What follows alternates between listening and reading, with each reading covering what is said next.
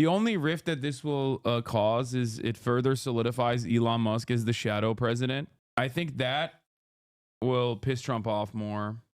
Okay, let's continue. On the debate that's raging online right now about H-1B visas, and Elon Musk, Vivek Ramaswamy, coming out saying, hey, we need this, our country needs this, our companies need this, we need this to have this technological advantage over China and other countries.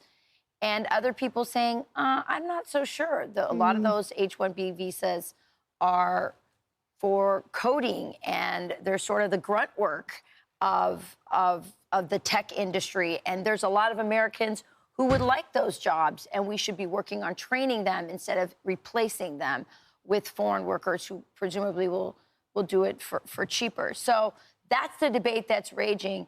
And in the midst of that, someone has found a quote from Donald Trump where he says he backed. It's so funny that both Fox News and also CNN just like refuse to say these guys are white nationalist neo-Nazis.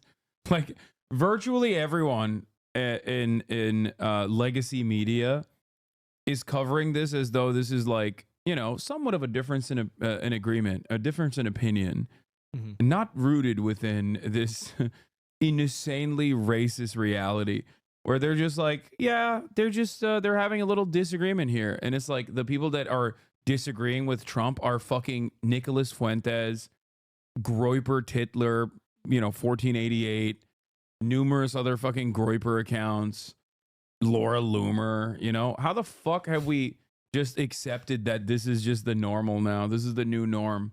Will you do a hogwash on the fallout of this? No, because I think that while there is a MAGA civil war, most, like the average fucking Americans don't give a shit about this. Okay? I think the average Republicans don't give a shit about this. Especially because, like, you know who this pisses off the most?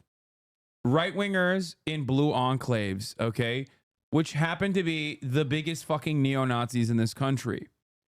Right-wingers in blue enclaves that were laid off from the tech sector. This directly pisses them off, okay?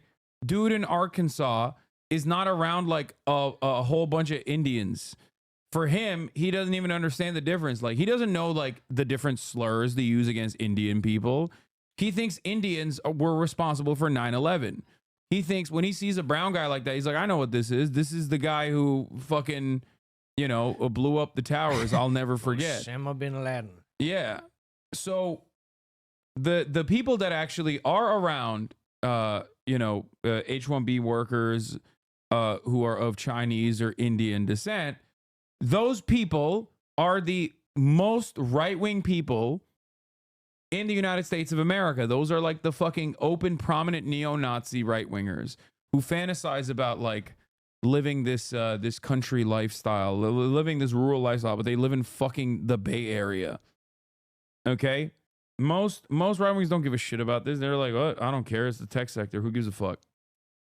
Those Nazis really don't like you very much. They always message me whenever I come on your stream. What do they say? Just not very nice things. But I block them. Really? Uh-huh. Do they know you're Jewish? Sometimes they say, yeah, they call me. They say Jew stuff. They might just be saying that though. They suspect everyone of being Jewish. Just popping off. Yeah. Do you think the American tech people will leave the country because of H-1B problems? What? No. I don't think the H-1B visas are going away. They're not going anywhere. Yeah. Please. These guys love working working people. Stuff. What? Jew stuff. Chat keeps saying juice. Did I say Jew stuff? You did. Okay. That would be contradictory to what he has said in the past. We'll have to get to the bottom of that. But here's what he said on this. He said, the New York Post reported on Saturday, he said, I've always liked the visas. I've always been in favor of the visas. That's why we have them. I have many H-1B visas on my properties. I've been a believer in H-1B. I've used it many times. It's a great program. You know, this is I think, as we talked about yesterday, such an important debate. It's happening entirely among so funny Republicans to say it's an important debate. and within Trump world. And obviously, what he is talking about here is the fact that he's obviously defending the program. But what I also think is sort of interesting is that he put into place in his first term a lot of restrictions that protected the program, that reformed the program. And of course, one of the first things Joe Biden did, including opening the border wide open to let lots and lots of unskilled labor into the country that we have no control over, also removed a lot of those reforms to the H-1B visa program so that it was open to widespread abuse. And in fact, that's what Stephen Miller tweeted back in 2023, talking about the first Trump term and his position on H-1B visas. He said Biden axed Trump admin H-1B reforms, which eliminated its use for cheap labor, raised wages to stop displacement, outlawed substitution, and replaced H-1B lotteries with high-paying offers, which precluded substitutions. Regs were scrapped, and now big tech is replacing Americans. So Trump weighs in yesterday, suggesting he supports H-1B visas. Now, in the past, he has looked for reforms to H-1B visas. Oh, dude, Miller has been on. Miller is all over that fucking team, dude. What is he gonna do? I would say that, I mean, he has been the architect of almost all of Trump's immigration policies. He has sort of a Nosferatu vibe. That's anti-Semitic of you. Typical anti-Semitism. Yeah, that's right. Coming from the Hasanabi broadcast and his guests. Look at Nosferatu. Actually, don't pull that up. He's the deputy chief of staff, the second top job in the White House. So he's, I mean, he directly wrote like a lot of the immigration policies, like straight up. He is an ideologically committed fascist, 100%. Like he isn't. I mean, he loves Israel, so that I guess is another another marker that he is ideologically committed to international fascism. But he is one of the worst pieces of shit in the Trump admin, I would say. In a sea of awful individuals, really fucked up. On the surface, this issue, I don't think, has as deep a divide on the right as one might initially perceive. Meaning, I think a lot of people on the right, including obviously Donald Trump and then Elon Musk, support the idea of bringing in whatever percentage it may be, 0.01%, whatever the number is, of highly, highly skilled people from across the world. The idea of bring your best. But the program can't be abused to box American workers out. That's been the perspective in the past of Donald Trump. And I suspect it will be the position of Donald Trump in the future. But the debate got deeper and it got more contentious on the cultural level. And for example, that's where I took some exception to what I thought Vivek Ramaswamy made a too sweeping indictment of American culture. Elon, by the way, weighed in immediately after Trump. Pretty soundly, by the way. Pretty soundly. Well, Elon, this is a quote from Tropic Thunder. He's memeing. Remember Tropic Thunder with I don't know, Robert Downey Jr.? Can we actually read the entire? I don't know if we can do it. Let's try. Let's try. Okay, where is it? Let's do it. This is what Elon put on X. He said, "The reason I'm in America, along with so many critical people who built SpaceX, Tesla, and hundreds of other companies that made America strong, is because of H-1B." Go ahead, Charlie. You can quote Tropic Thunder. You can take a big step back and have fun with yourself in the face. Yes.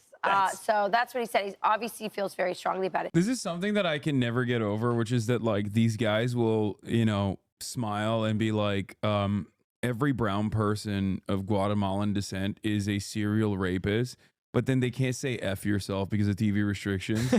It's such a funny dichotomy where it's like, you can say horrifying things. Like every transgender person is a pedophile that will groom your child. But also, you said F yourself. Oopsie. It's a family-friendly show. Yeah. Fox and Friends. Listen, I want to get into the cultural stuff, but before that, remember, the context about a lot of people were upset about the H-1B visas were that famous story of Disney. Do you guys remember that? Where Disney was going to lay off these workers. These were some sort of software workers.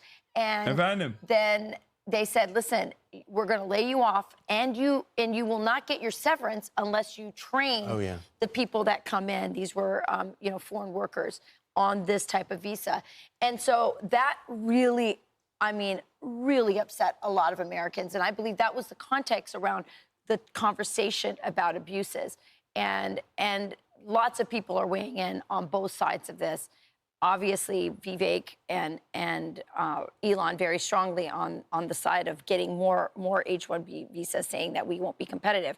The cultural side, I think is fascinating. Will and Charlie, I guess Vivek saying he thinks that we need to our culture has a problem with, not prizing enough those who are valedictorians and academically, succeeding versus those who are the prom queens and the quarterbacks, I guess. What I think they kind of wandered into, and neither Vivek nor Elon. Like I was saying though, I don't think this is going to cause as big as a rift as I wanted to in the Republican ranks, is what I mean. Especially now that Donald Trump has come out in favor of the H-1B visas. The only rift that this will cause is it further solidifies Elon Musk as the shadow president. I think that will piss Trump off more. New key to understanding Elon. Watch Tropic Thunder and you'll understand some of the memes and references on the timeline. I hate these people so much. It's just like how stupid and smarmy they are. Like how they're such fucking ginormous little baby losers.